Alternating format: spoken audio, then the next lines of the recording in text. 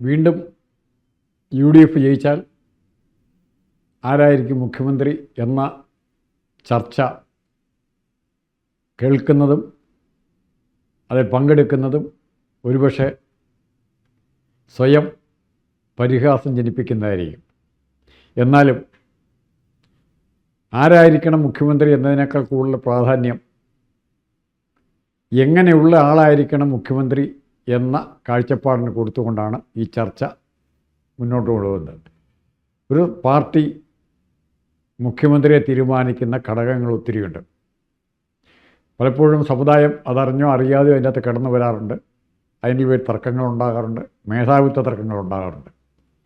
പക്ഷെ ഇവിടെ കേരളത്തിൽ UDFൻ്റെ കാര്യത്തിൽ നേതൃസമ്പന്നമാണ് UDF. ഒരു പിണറായി വിജയനെ പോലെ ഒരാളിൽ പറഞ്ഞ് അവസാനിപ്പിക്കുകയല്ല.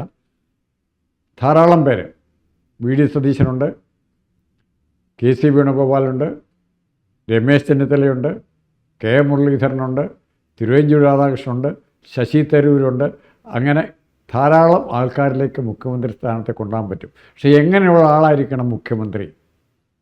ആ രീതിയിൽ നമ്മൾ അസസ് ചെയ്താൽ ആ ചോദ്യങ്ങൾക്ക് ഉത്തരം കണ്ടുകൊണ്ട് ആ ചോദ്യമായിരിക്കണം നമ്മൾ ചോദിക്കേണ്ടത്, എങ്ങനെയുള്ള ആളായിരിക്കണം മുഖ്യമന്ത്രി? ഒരു കാര്യം ശ്രദ്ധിക്കുക, ഇവരാരെങ്കിലും, നമ്മൾ പറഞ്ഞ പ്രധാനപ്പെട്ട ഈ ആൾക്കാരാരെങ്കിലും തങ്ങൾ മുഖ്യമന്ത്രിയായാൽ അല്ലെങ്കിൽ കോൺഗ്രസ് തങ്ങളുടെ നേതൃത്വത്തിൽ അധികാരത്തിൽ വന്നാൽ പിണറായി വിജയൻ്റെ കുറ്റങ്ങൾ ശിക്ഷിക്കും എന്നാരെങ്കിലും പറഞ്ഞതായിട്ട് കേട്ടിട്ടുണ്ടോ? വോട്ടിങ്ങിന് ശേഷം ഇവരാരെങ്കിലും ശബരിമലയിലെ ഒരു പൈസ കളവിനെ പറ്റി പറഞ്ഞിട്ടുണ്ടോ? വോട്ട് കഴിഞ്ഞ് പെട്ടിയിലായി, ഇനി തങ്ങളുടെ കാര്യം സുരക്ഷിതമായി. എന്തേ ഇവർ സംസാരിക്കാത്തത്? എന്തേ ഇവർ അതിനെപ്പറ്റി മിണ്ടാത്തത്? എത്രയോ വിദ്യാർത്ഥികളെ അവിടെ ഉൾപ്പെടെ തല്ലിക്കൊന്നതിനെപ്പറ്റി, ഇന്നലെ കഴിഞ്ഞ ദിവസം പോലും മയക്കുമരുന്നിൻ്റെ കാരണം ഒരു അമ്മയെ തല്ലിക്കൊന്ന കഥ ഉണ്ടാകുമ്പോൾ വന്നു. കേളകത്ത് നിന്ന്, കണ്ണൂരിൽ നിന്ന് ക്രിസ്റ്റി എന്ന പയ്യൻ. ഇത്തരം കാര്യങ്ങളെക്കുറിച്ചൊക്കെ ഇവർ സംസാരിക്കുമോ? പേഴ്സണൽ സ്റ്റാഫിൻ്റെ എണ്ണം കൂട്ടുകയോ കുറയ്ക്കുമോ ഇവർ പറഞ്ഞോ? PSC മെമ്പർമാരുടെ എണ്ണം കൂട്ടുകയോ കുറയ്ക്കുമോ ഇവർ പറഞ്ഞോ? ഇതിനെക്കുറിച്ചൊക്കെ ഇവർ വളരെ മൗനമാണ്. അടുത്ത എന്താ ചെയ്യാൻ പറ്റുന്നതിനെപ്പറ്റി ആലോചിക്കുകയാണ്. രമേശ് ചെന്നിത്തലയ്ക്ക് ഇപ്പോൾ ആലോചിക്കാൻ തുടങ്ങിയിട്ടേ ഉള്ളൂ, വേണുഗോപാൽ ആലോചിക്കാൻ തുടങ്ങിയിട്ടേ ഉള്ളൂ. റീൽസ് ഇറക്കുകയാണ് ഇപ്പം 8-10 ദിവസത്തിനുള്ളിൽ. എന്ത് കഷ്ടമല്ലേ ഇത്? കോൺഗ്രസിനെ അവമാനിക്കില്ലേ? മഹാത്മാഗാന്ധി ഏത് റീൽസ് ഇറക്കിയിട്ടാണ് ജനങ്ങളെ ആവേശം കൊള്ളിച്ചത്? ജവഹർലാൽ നെഹ്റു ഏത് റീൽസ് ഇറക്കിയിട്ടാണ് ജനങ്ങളെ ആവേശം കൊള്ളിച്ച്?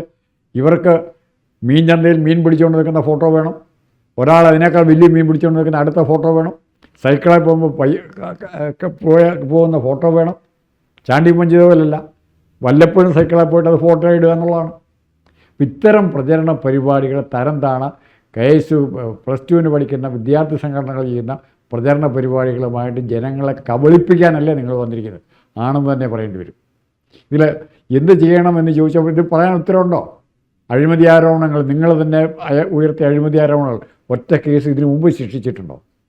ആ അഴിമതി ആരോപണങ്ങൾ പ്രസ് ചെയ്തിട്ടുണ്ടോ? ആ ഒരു അനുഭവം ലാവലിംഗ് കേസിൽ അച്യുതാനന്ദൻ ആ കേസിൻ്റെ പുറകെ പോയി എന്നുള്ളതാണ്. വേറെ ആരെങ്കിലും പോയിട്ടുണ്ടോ? ഏത് കോൺഗ്രസ് നേതാവിൻ്റെ പേര് നിങ്ങൾക്ക് പറയാൻ പറ്റും അതിൻ്റെ പുറകെ പോയ, അഴിമതി ആരോപണത്തിൻ്റെ പുറകെ പോയ? അത് തന്നെ ഇപ്പോൾ ഇനി സംഭവിക്കാൻ പോകുന്നത്.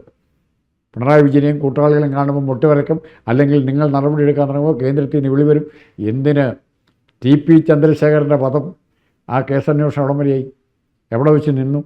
എവിടെ വെച്ച് തിരുവഞ്ചൂർ രാധാകൃഷ്ണൻ ആഭ്യന്തരമന്ത്രി സ്ഥാനം നഷ്ടപ്പെട്ടു? ആ ഒറ്റ കാരണം കൊണ്ട് പറഞ്ഞാൽ അത് അതിന് തുടരന്വേഷണത്തിനെങ്കിലും തിരുവഞ്ചൂർ രാധാകൃഷ്ണനെ ഒരു 6 മാസത്തേക്കെങ്കിലും മുഖ്യമന്ത്രിയായിട്ട് വെക്കണം എന്ന് എന്നോട് ചോദിച്ചാൽ പറയും. കാരണം അതാണ്. ഇവർ ചെയ്യുമെന്ന് ആരെങ്കിലും വിശ്വസിക്കുന്നുണ്ടോ?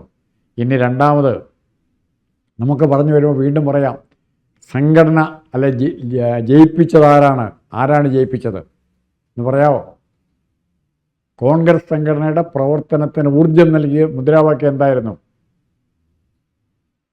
ഒന്ന് ആലോചിച്ച് നോക്കി. ഓരോ കോൺഗ്രസ്സുകാരനും ആലോചിക്കുക, കോൺഗ്രസിന് വോട്ട് ചെയ്തൊരു ആലോചിക്കുക. ജനങ്ങൾ ചിന്തിക്കാൻ, ചർച്ച ചെയ്യാൻ തുടങ്ങിയ ശബരിമല കൊള്ള വിഷയം സമൂഹ മധ്യത്തിലെത്തിച്ചത് VD സതീശനല്ല, രമേശ് ചെന്നിത്തലയല്ല, KC വേണുഗോപാലല്ല. ആ പാരഡി ഉണ്ടാക്കിയ 2 പാരഡി പാട്ടുണ്ടാക്കിയവരാണ്. അവർക്ക് വേണം നന്ദി പറയാൻ കോൺഗ്രസ്സുകാർ. അവർ കഴിഞ്ഞിട്ടേ ബാക്കി ആരും. അവരിലൊരാളെ മുഖ്യമന്ത്രിയാക്കാൻ പറ്റുമെങ്കിൽ ഏറ്റവും നല്ല കാര്യം. പോറ്റിയെ കയറ്റിയത് ആരപ്പ, സ്വർണം കെട്ടത് ആരപ്പ, സഖാക്കളാണ് അയ്യപ്പ. ഇത് ഈ മുദ്രാവാക്യം പറഞ്ഞ് കേരളത്തിലെ ജനങ്ങളുടെ ഹൃദയത്തിലേക്ക് അടിച്ചു കയറ്റിയ മുദ്രാവാക്യമാണിത്. ഈ മുദ്രാവാക്യം UDF കൊടുത്ത മൈലേജ് ചെറുതല്ല. സതീശൻ്റെ 1000 പ്രസംഗങ്ങളേക്കാൾ, രമേശ് ചെന്നിത്തലയുടെ പ്രസംഗങ്ങളേക്കാൾ, അല്ലെങ്കിൽ രാഹുൽ ഗാന്ധിയായിട്ടുള്ള വേണുഗോപാലിൻ്റെ അടുപ്പത്തേക്കാളൊക്കെ വിലപ്പെട്ടത് കോൺഗ്രസിനെ ജയിപ്പിച്ചത് ഈ മുദ്രാവാക്യമാണ്. അവരെ ഇവരാരെങ്കിലും ഒന്ന് കാണാൻ പോയിട്ടുണ്ടോ? അഭിനന്ദിക്കാൻ പോയിട്ടുണ്ടോ? ഇലക്ഷന് ഇനി മുഖ്യമന്ത്രിയായി കഴിയുമ്പോൾ ചിലപ്പോൾ പോകും. മറിച്ച് ഇനി എന്താ ഇപ്പോൾ ഇവരുടെ ഒറ്റ ആഗ്രഹമുള്ളൂ, വരാൻ സാധ്യതയുള്ള മുഖ്യമന്ത്രി സ്ഥാനാർത്ഥിയെ എങ്ങനെയെങ്കിലും ഒഴിവാക്കി എനിക്കാകണം. ഈ ഒരു ചിന്തയും കൊണ്ട് നടക്കുകയാണ്. ഇവർ കോൺഗ്രസിനെ സ്നേഹിക്കുന്നുണ്ടോ? അങ്ങനെയുള്ളവർ ഓരോ സ്ഥലത്തും കോൺഗ്രസിൽ നിന്ന് ചവിട്ടി പുറത്താക്കിയവരുണ്ട്. മമതാ ബാനർജി എങ്ങനെ കോൺഗ്രസിന് പുറത്തെത്തി? ശരത് പവാർ എങ്ങനെ പുറത്തെത്തി? അർജുൻ സിംഗ് എങ്ങനെ പുറത്തെത്തി? മൂപ്പനാരൊക്കെ എങ്ങനെ കോൺഗ്രസിൽ നിന്ന് പുറത്തുപോയി? അപ്പോൾ ഇത്തരം 100 കഥകൾ നമ്മുടെ മുമ്പിലുള്ളപ്പോൾ ഇനിയും ആ കഥകൾ ആവർത്തിക്കുകയാണ്. അതിന് എന്ത് ചെയ്യാൻ പറ്റും? കോൺഗ്രസിനെ സ്നേഹിക്കുന്നെങ്കിൽ ഇപ്പോൾ ഇവിടെ അളക്കാൻ പോകുന്ന മറ്റൊന്നുമല്ല, രാഹുൽ ഗാന്ധിയുടെ ബുദ്ധിയും വൈഭവവുമാണ്. ഭാരത് ജോഡോ യാത്രയെക്കൂടെ കേരളത്തിലെ ജനങ്ങളെ, ഇന്ത്യയിലെ ജനങ്ങളെ മനസ്സിലാക്കാൻ രാഹുൽ ഗാന്ധിക്ക് പറ്റിയിട്ടുണ്ടെങ്കിൽ ഞാൻ വിശ്വസിക്കുന്നു നമ്മൾ പ്രതീക്ഷിക്കാത്ത ഒരു നല്ല തീരുമാനം രാഹുൽ ഗാന്ധിയുടെ ഭാഗത്തുനിന്ന് ഉണ്ടാകും എന്ന് പ്രതീക്ഷിക്കുന്നു. തൽക്കാലം ഇത്രമാത്രം.